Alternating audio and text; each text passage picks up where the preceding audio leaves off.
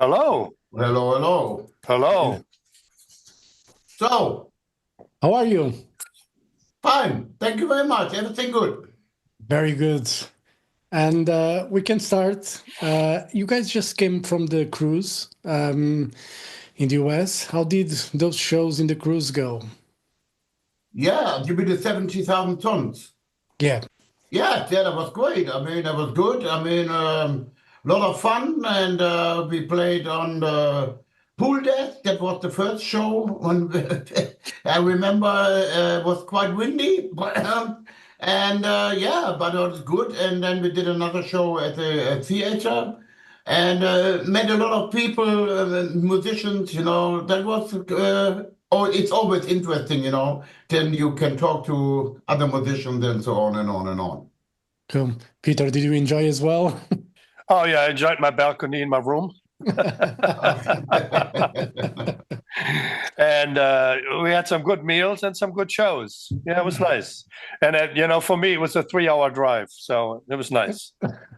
Close Yeah, to he home. was lucky. Yeah. And, let's talk about Balls to the Wall or Reloaded. How did, what was the idea behind, re-recording the album, but not just a normal re-recording with guests? How did that idea came up? The idea, normally it was not planned to do an album, but it was only planned to do a tour about the 40-year anniversary of Balls. And so on some festivals, a lot of singers came up. Oh, you do something like something special for the 40 years anniversary. And then we said, yeah, touring definitely. And then they said, oh, I would love to sing a song like of the Balls album. Yeah, and then so it was. Then the idea came up very slowly. We said, yeah, it can be interesting. To do or re-record the Balls album. It's like don't touch the holy cow. It's Yeah. like. But with the guest thing now, what we did, I think it worked out very well. The reactions are very good so far, and so I think I'm happy with the result of everything. Yeah. And Peter, for you, seeing these, as Udo was saying, Balls to the Wall is a sacred records, so to say. So you had to do something different. Did you enjoy this process of, hearing different guests singing with Udo as well? Yeah, I enjoyed it tremendously. I also was nervous, touching the album again. But after we started recording, I felt really into it. And I played it the way I played live today, the song. So I decided, not to copy the original on my bass playing specifically, because these songs evolved over so many years to what I'm playing today. And that was one of the reasons. The others is, as much as holy cow and iconic it is, it also sits on the shelf somewhere and everybody's behind you. Yeah. And it hasn't been moved in 20 years. So it is, it is an honor for us to be able to reintroduce the album to a younger generation, to a whole new world today. And I think it gives the album a great honor that it deserves where it stands. Yeah. Yeah, I mean, for me, it was also like, I was quite nervous, when I start recording the album with vocals, I mean, I was not quite sure that I hit all the notes, the high notes and all that stuff. But in the end, I think it works still. So I'm lucky. And I mean, I think especially the whole atmosphere between the guest singers and my vocals, I think it gives the whole thing a new, how you call it, new Dimension. Yeah, dimension. Yeah, dimension. It's like a new atmosphere, and I like it very much. Yeah. This album, this reloaded version of Balls to the Wall feels like a celebration. When you have, other people, guest singing as well, it feels like a celebration of such an iconic record. And to get those guests, I'm sure some of them just said, like, I want to be part of it. But Yeah. which, how was how difficult or how easy it was to get all those people, and especially because I'm sure some of them wanted to sing a song that someone else wanted to sing as well. So how do you guys manage, that all that Uh, scenario? I think, I mean, of course, we had some lists of singers, So there was the A version, the B version, and the C version. But we have the most of them are from A version and B. So, for example, Lizzie Hale, she wants to do "Turn Me On," for example, but she was busy and it was not possible. Then we had Till Lindemann of Rammstein for balls. He was just had an operation in the hospital, and he said, "Oh, it's an honor, but sorry, I cannot do this." Sometimes things happen, but then so I think Joachim was the right guy for Ball to the Wall, and also Doro, for example, for Winter Dreams, and Michael Kiske for Losing More You Ever Had. But I think we had it already in our head, who can sing which song, Yeah. and it works, For example, Biff or Saxon, he wants to do London Leather Boys, definitely, and Miller was really into Fight It Back of Creator, So it was in a way very easy. Yeah. And Peter, for you, after listening to these versions, to these new reloaded versions, is there one in particular that you enjoy the most? I think it would be Losing More, because I haven't heard that song in such a long time, and we were never able to do it live because it required three-part harmony, which we can do now because Sven sings. He has a great voice. And he did such a fantastic job. He gave it a nice touch, and to me, that's my favorite, I have to say. Yeah. Yeah, Do that but for you. Yeah, but also, definitely what Michael Kiske did, definitely on Losing More You Ever Had is really good. But also one thing I want to mention is like it was also important that every guest singer put their own character on this, and not like try to sing like Udo. I mean, it's in a way nearly impossible, but yeah, but I mean that was the whole thing, and also it was important to that they sing the whole song and not only lines or something like that. And then we can choose, okay, this fits together with my voice. And also Doro did a fantastic job on Winter Dreams, But that was also, and then she told me later on, oh, this was my favorite song on Balls, and I'm really so happy to sing this song together with you. I mean, it's that I think this is all these points are they are very important, that they put their own character on it. And yeah, for me, like Doro and Losing More You Ever Had, I think that also some two songs that really stick out, Yeah. And, let's go back in time to 83, 84, when the album came out. There was some controversy around the records. It was too sexual or something in a way. Yeah. But nowadays it's, no one seems to be very worried about it anyway. But how did you feel back then? Did you feel any, backlash or, Yeah, I mean the whole marketing plan was came up from our management, and I think she did the right thing, That was really at this time that was really like, whoa, what it did, especially with the cover of Ball to the Wall. It was like, oh, there's a new gay metal band coming up, Yeah, really. And especially the song like London Leather Boys, But it has nothing to do with gay gangs or whatever. It was just a leather shop in London. That was the title coming from, So, I mean, of course, like Love Child. I mean, that was like, I don't know, a woman or I'm a woman or a man. I mean, already in '83 to think about something about this. Yeah. I mean, that was like, hello. But now in our days now, there is no problems anymore, This is in a way every day happened, So yeah, there was a quite interesting sexual album, yeah. Yeah. I can say this. And Peter, for you, do you guys felt confident, with the whole thing behind that record? Did you felt it was just, just a marketing thing because, you were confident that the music would speak for itself more than just, whatever innuendos that could be there? Exactly. First of all, we were very young, so we weren't concerned about a lot of things. We just want to play music.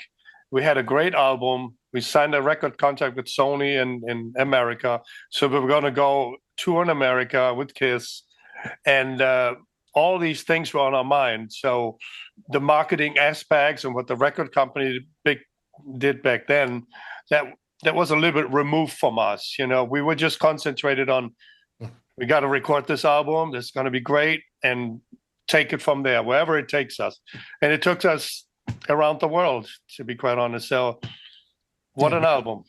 Yeah, I mean, also it's like the song Balls to the Wall, I mean, especially the video. I remember that was the MTV was brand new in America, and we was one of the first bands that was shown on MTV with Balls to the Wall. So that in a way we are lucky. And also when Balls to the Wall came out in America, overnight it was 120 radio stations played this song, It was like, whoa, what's going on, And yeah, so, I mean, that brings us, let's say, worldwide success, Especially in Germany at this time, the people was like, okay, yeah, we have a band, but then, we have wow, except this is a band international, wow, it's from Germany, And here we go. Yeah, but that's a different story. I mean, it's the same with the second.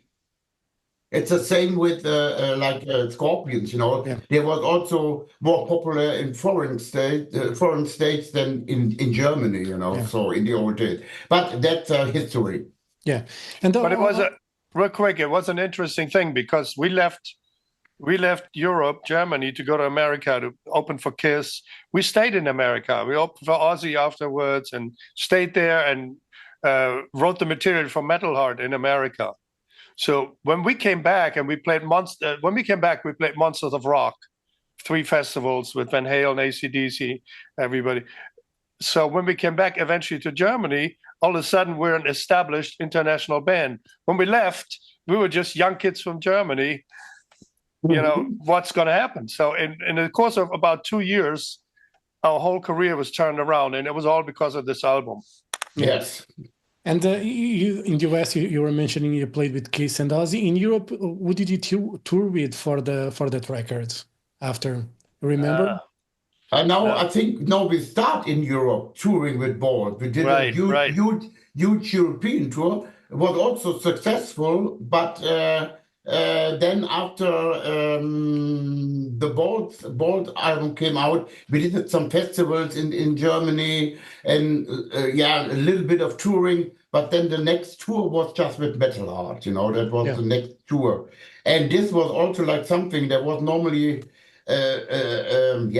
booked, let's say, bigger clubs, but then we had to change it to bigger halls, It was like, whoa, something goes on. And that was also, that was Balls to the Wall to give us the chance to do this, So. Yeah, all of a sudden we were a band with trucks and buses. Yes. before we would drive in private cars. Yes. And rental truck. And, you were saying that you actually need to go abroad to get some recognition in your home country, which is hardly enough. It seems to be something that still happens to these days, at least in some European countries, for what I can tell. And when I talk with bands, it's when they play in their home country, no one cares or little people care. But when they go abroad, they go to the UK or they go to do a European tour or they go to the States, all of a sudden people say, oh, they're amazing, they're awesome. But they were the same band months before that. Yeah, exactly. That's the thing for a lot of bands, I mean, as soon they go really international and play all over the world, then it's like, oh, here we go, wow, amazing, and what you said, awesome, and whoa. But that's the way that's the way it is, and that's the way as it was. Yeah, and speaking of today we have the AI thing, the artificial intelligence that everybody's talking about. You're from the time where you had to go on the road, you had to play shows to get recognition, to become better players and better songwriters. How do you see this artificial intelligence that basically can do almost everything for you? Well, we have to remember artificial intelligence is still gathering information that already exists. Yeah. For instance, guitar riffs that we created, the intelligence will use to create something else out of it. So it's basically just a reshuffling of the deck at this point, unless the intelligence is so intelligent that it can create their own stuff without borrowing it from us anymore. Yeah. But this is the world, it's a progressive world, and that's how it goes. And we got to rule with it. I don't think in metal, I think we're the one category where it probably will be really at the end where artificial intelligence would have an impact. Yeah. In pop music, it's much easier. That's already done all day. So, Yeah. because we play live, our whole audience is, how would I say that? They're with us every step, all these years. They got the vinyls. They're loyal to you. And artificial intelligence is kind of an invader. It's kind of a virus that, our fans reject. Yeah. Yeah, that's true. I mean, what Peter said, I get nothing. I mean, that's the way it is, especially with this kind of music, you have really loyal fans, all over the years. I mean, so now if I look at the audience when we do shows, there are people that are around 50, nearly 60 years old, also 40 years, 20 years old kids, and there's 3 generations already coming to the shows, and that means also it still works. Yeah. Say it this way. And you're going to do in the next February, this month, you're going to tour Yes. with Crown Shift, and then in November, you're going to do the tour with Saxon. Yes. You're going to play the Balls to the Wall record from start to finish and all that Yes. on those tours? Yes. Yeah, of course. I mean, we play the whole album from in order, and around we put some, let's say, of the classic accept stuff, Yeah. I mean, so I think the people getting the real stuff, I think. And since you're touring with Saxon and Biff is on the Reloaded record, can you expect that duet to happen on stage? Of course. When there's somebody in the area, of course, that would be wonderful. Why not? Yeah, that would be nice to have some of the singers or the guest singers from this album on stage. But we will see. Definitely, I think Biff. I think that will be happen. Doro will be happen, and then we will see who is around. Yeah. Yeah, I'm planning going to Dublin in November for the Saxon DIRKSCHNEIDER show. So you better do that duet with Biff there. Yeah, I mean, so we will see, Yeah, but I mean, also Saxon is going present the whole Wheels of Steel album, and that's the perfect thing. I think, what can you have more, like the Wheels of Steel album and the Ball to the Wall album, and that will be a great England tour, definitely. Yeah, and besides these, these Balls to the Walls, Reloaded, you still keep making music. You guys still, write music. It's still important for you as musicians, to keep being creative, to write new music. Even though obviously you're doing these special tours where you play the Accept classics and all that stuff, but it's still important for you to be creative in the sense of making music. Well, go ahead, Peter. Well, this is what we are in the first place. We're creators. We're content creators. We create music. And then we go out and play in front of an audience. They enjoy it and we enjoy it. Just to relax now and just say, okay, we don't have to make any albums anymore. We just play the old classics. That's an option. But for us, not, because we still feel very young and we have so many ideas. That's the nice creative process, what brings us the most fun when we're at home.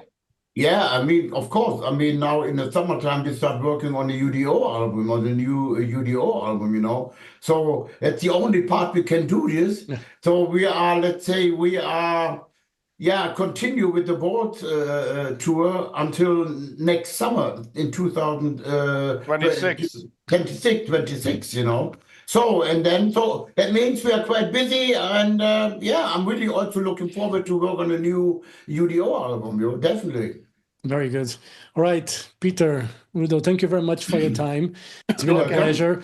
Loved this reloaded version. Was a nice, touch to have singers on different songs singing. And as I said, I will do my best to be in Dublin in November to see that Saxon DIRKSCHNEIDER shows. And if you don't do that duet with Biff, I will jump on the stage and make you guys do it. Okay. Thank you very much. Thank you very much. Have a great day. Hope to see you Bye-bye. guys Thank in you. November. Thank you. Bye-bye. Bye-bye. Bye-bye. Bye. Bye bye.